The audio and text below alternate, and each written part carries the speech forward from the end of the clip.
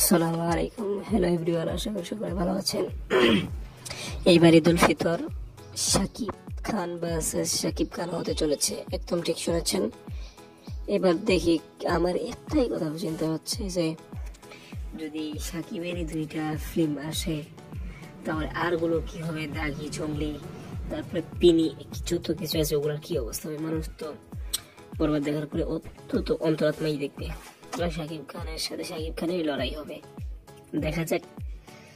দুটাই এক একটা ভিন্ন।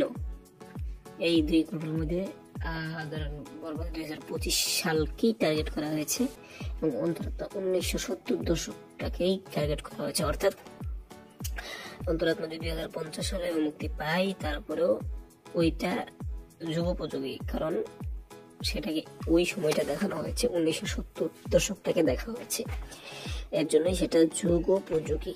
ঠিক আছে, আর গল্পটা অনেক স্ট্রং। তারা একটা সত্তা বানিয়েছে যেটা সুপার হিট হয়েছে। তো দুটোটা একটা স্ট্রং গল্পের, দেখা যাক কতটা কি হয়। তো আজকের ভিডিওটি এ পর্যন্তই, ধন্যবাদ। সাবস্ক্রাইব করে দিন।